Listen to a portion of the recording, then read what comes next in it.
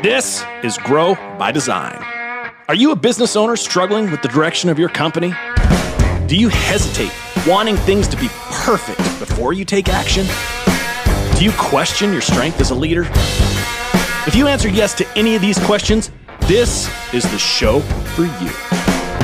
Okay, everybody, we are back again today. We are doing a little quicker podcast, and we have a big focus, though. I thought about before I started shooting this podcast, what would be the one thing I'd tell a business owner, specifically in the service industry, to focus on if they really want to make sure their company is effectively growing and profitably growing.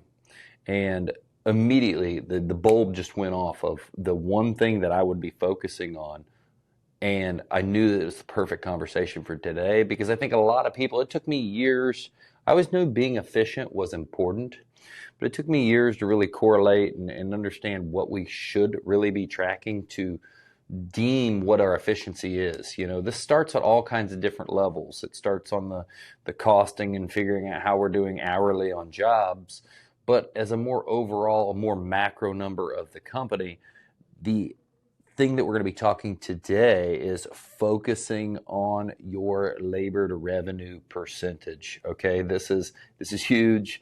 This is big. We're going to go over what it is, what are some of the biggest contributing factors, how big of an effect it can have on your company, and then we're going to conclude this with what to do about it, right? What can be done to change this if it's getting out of whack.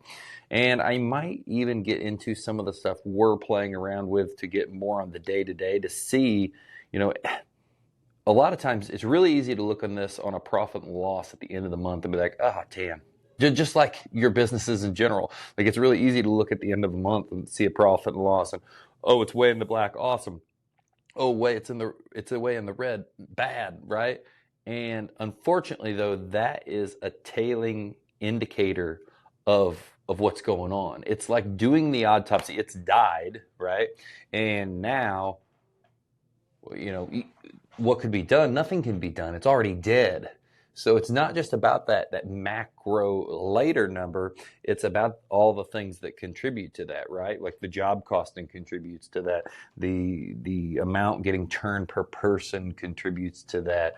Just watching the labor hours and are we hitting our goals as far as man hours, or are we dropping below that? So let's get right into this video. I want to have, all killer, no filler. So it really gets the point, drives it home for you. Talk to you about how to calculate this, so on and so forth. So first, labor to revenue. What is it?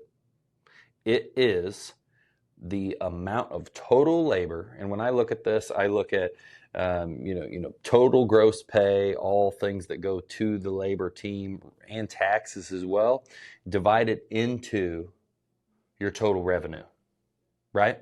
This is going to give you a percentage. And so this is something we get even deeper into in GROW Comm. Shameless plug, GROW Comm is going to be opening at the end of the month anyway. But this is something we get deeper into, the actual number and the target range we shoot for in there. And then where we've seen the most success in our company and kind of the guardrails we use. But so this is what you're going to do. You're going to see this percentage and you're going to focus on this, because the higher this percentage gets, the worse it is for your company. The lower this percentage gets, the better it is for your company. And it has a massive effect on everything, because labor is such a huge piece of your company.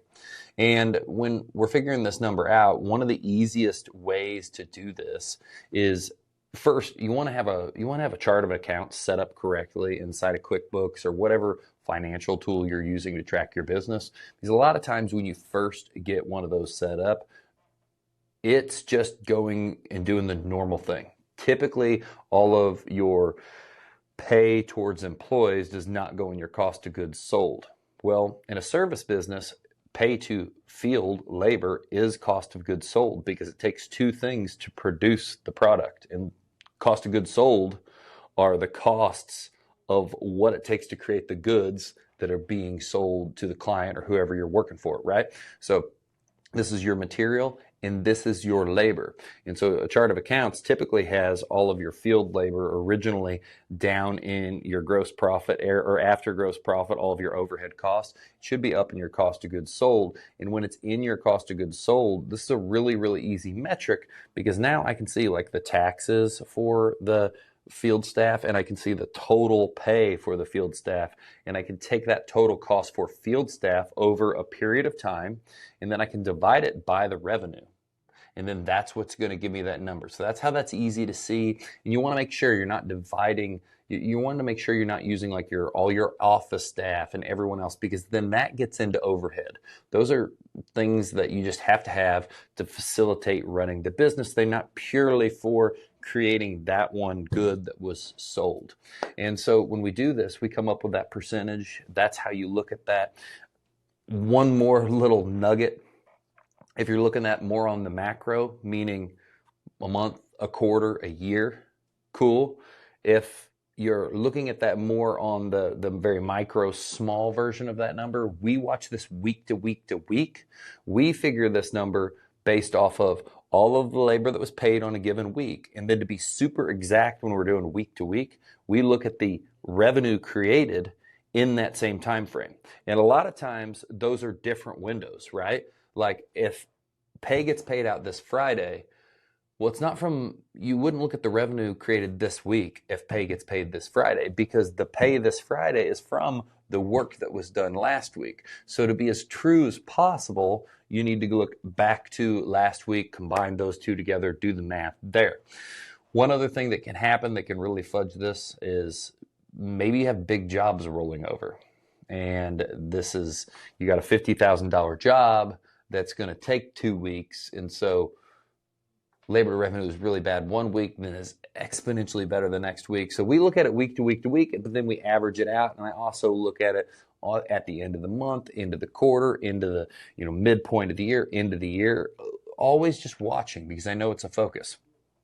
And so one of the biggest things that can really make this bad for the company, or one of the things, a couple of the things that can really change it for the company, are one, having your staffed up company humming along, and then having work drop off, and then keeping everybody kind of continuously busy and just trying to, do your best, because it's very in the nature, I think, of any good-hearted person to want to make sure people still get hours, still get paid. And I want that, right?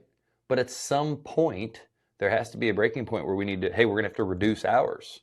We're going to have to cut back. We're going to have to, maybe it's a time where if there was any questionable employees that, like, sometimes you have people you're hanging on to that you probably, if you were to ask yourself, if I knew what I knew now, would I hire them if I interviewed them again? If you say no, this is the time where it's like, hey, the answer that you should have there is you should be getting rid of that person anyway. But this is definitely a time where you could separate and make some of those changes, really right the company as a, kind of right the course it's going. So drop off of work. Another thing that has been notorious for causing this is just purely being just outright inefficient. Having too many people on a job site. I had a friend in Colorado just tell me, I think in 2023, they realized that their work changed. They went from having, 6-figure jobs to everything became a 5-figure job. Not a bad deal, because they still had all the work. But the problem was they were running these massive crews. And all of a sudden, that massive crew wasn't as efficient on that smaller size job. So that job became less profitable. This is where that job costing everything to see how it's coming out can be massively beneficial to catch some of these things up front, so you're not just catching it when you're doing the autopsy.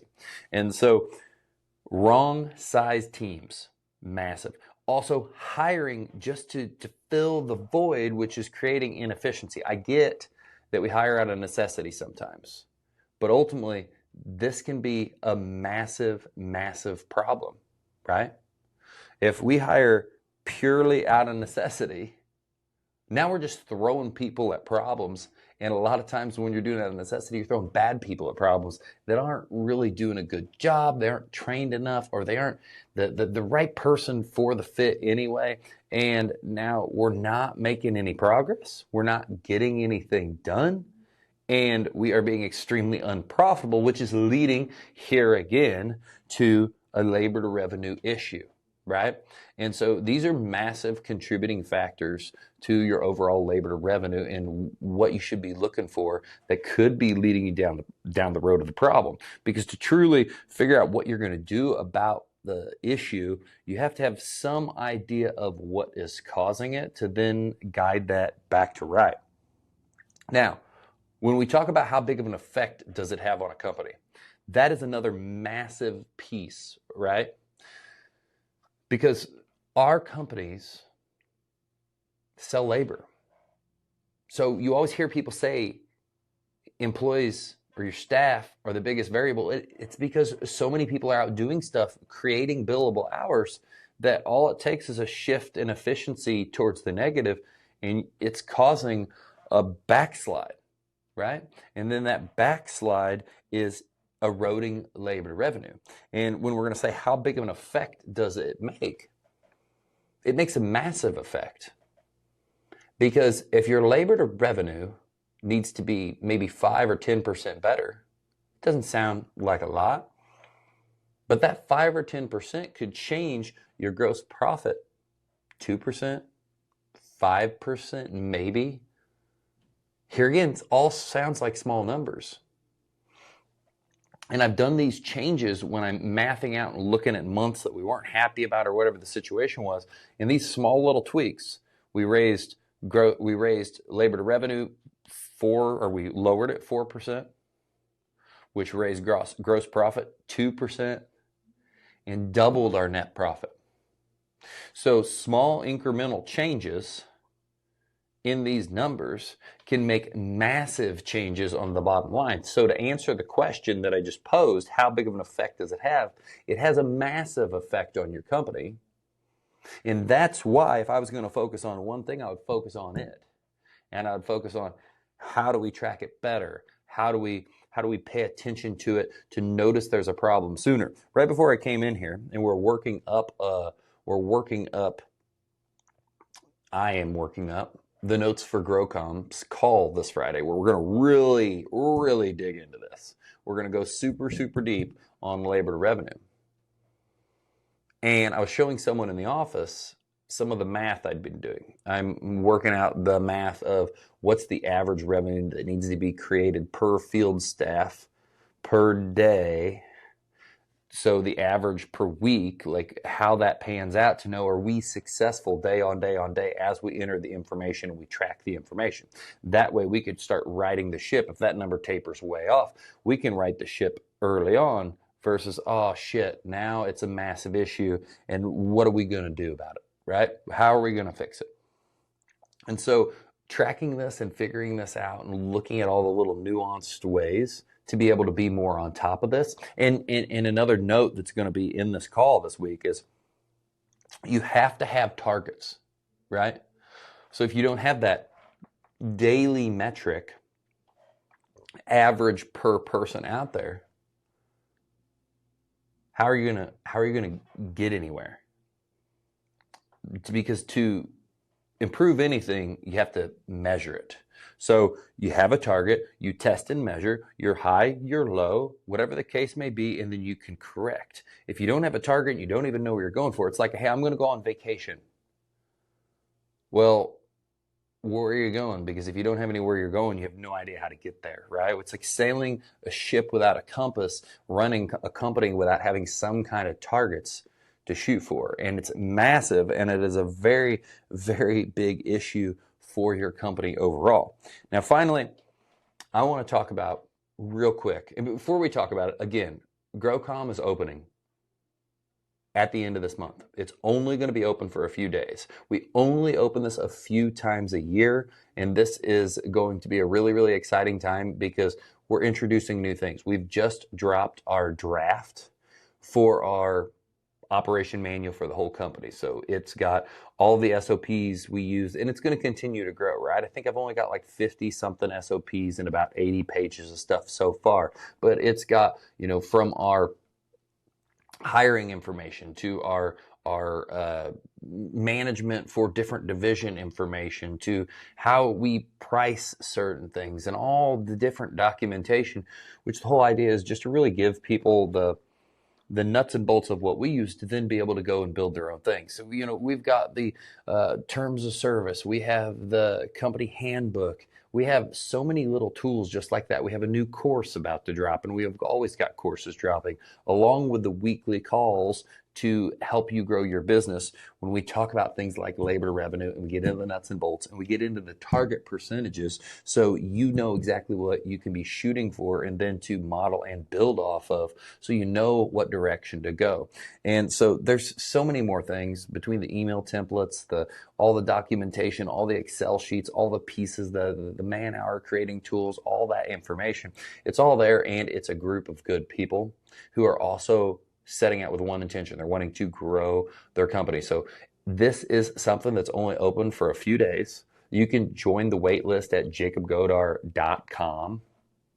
And you can go straight to the coaching section. You can see the GROW Comm section, and there'll be a join a wait list. That way you'll get an email as soon as it opens. You'll be notified, and you won't miss out, because I don't post on this a lot. All I really do is put this on the story, talk about it on here a little bit before, and make sure that, the people that are going to want to catch this, that kind of follow the things we do, catch it, and they join. And it's a great group of people where at least once a year, we're going to be having a live event where we all get together, and then we go even deeper in person. So back to, what do we do about the labor to revenue? What do we do to fix it? Now, when I've looked at our P&L and I've looked at certain situations, there's only so much you can do, right? Like if I look at 2024, there was a time where our labor to revenue needed to be better. What we needed was more landscaping. So what happens in the situation, though, where you've marketed and you've done all the things that you've always done, and even new things, and you don't get the work?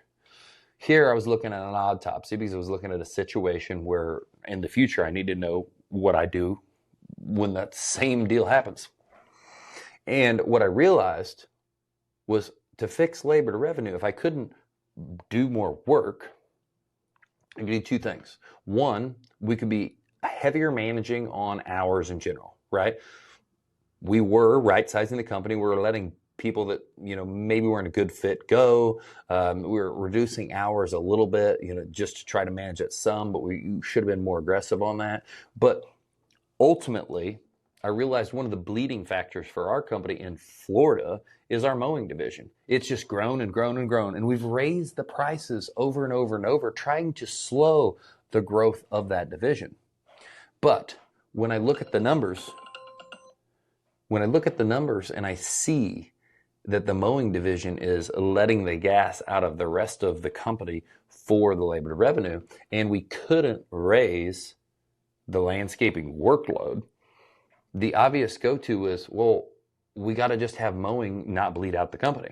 So what's the number? We've got to raise just the mowing to change things. So I was able to look at that P&L. And this is why having the P&L set up correctly, being able to export it as an Excel sheet, because yes, you want to look at this stuff week on week on week, and you want to track it as you go, but you also want to know how to look at the past and then make the changes to see what we could have done, so then we can apply those tools in the future. And so I was able to tweak the labor to revenue portion just in the maintenance division to give me a percentage that would need to be raised. That number came out to be 15 to 20%, but that's an immediate thing. If you can't get the work to come up, meaning have enough workload, well, I could immediately raise the mowing prices. That's just email out everyone. Following month, we're going to be raising prices, and we raise prices. Yes, are you going to lose clients? For sure. But are you going to lose enough to make a difference? Probably not, and prices of everything just keep getting more and more and more expensive. And in this situation, Here again, the mowing was adding to the bleed of the company. If we raise prices, trying to make it where we can continue having a great job for people, pay people more, do all the things that facilitate us having a great company to work for, if we raise the prices and we lose people on the mowing side, one, our mowing's more profitable. Two, we've lost some of the bleed out anyway. So all in all, it's a triple win. And maybe there's less workload, and maybe we do have to continue right-sizing the actual employees towards workload, but it's something where we can pull the trigger on now. So ultimately, to fix the problem, you have to maintain the balance of employees versus work. That's the deal. You have to work on that balance. You have to maintain that balance. And then you have to make sure, secondly, that if there's services that are deflating or letting the water out of the bucket, that you go in and you systematically correct that so you can continue running a profitable company. And then you continue watching that metric, your labor to revenue, to continue making sure your profit stays where you want it to be. So again, you can continue being successful. So in 2025 and every year following, if you run a service business, the one thing, I mean, there's a million things, but a big red, burning, glaring, waving flag is your labor to revenue, because it can show you that there's problems in your company that you might not even been thinking about. And maybe it was just out of the goodness of your heart. You've kept a ton of people working and all of these things, but it's bleeding out the company. And a lot of times, and this is the hard part, right? I don't want to only just be ruthless Mr. Business, but it's just like being in an airplane. When you're on the airplane and they give you the safety briefing, they always talk to you about you're sitting next to your child. You put your oxygen mask on before the child's oxygen mask. I remember telling this to an employee in the past, and he said, "No, that's crazy. I would do that." And I'm like, well, that's dumb, because the reason you do it for yourself is so you don't pass out and die while you're trying to do it for your kid, and then you both die. So in the same situation for the company,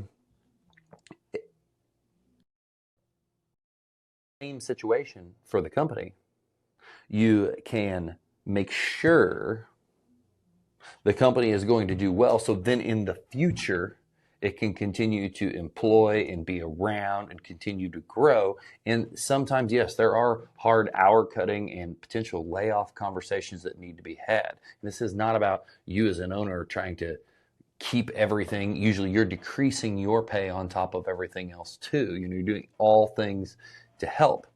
But this is a metric that needs to be watched in your company, that has a massive effect on your company and has a massive effect towards the profitability of your company, which ultimately the profit is what allows you to reinvest and become a better company year on year on year. So thank you for listening to this short version where I did talk a couple of times, shameless plug, about GROW Comm. So I appreciate you still listening if you're still here.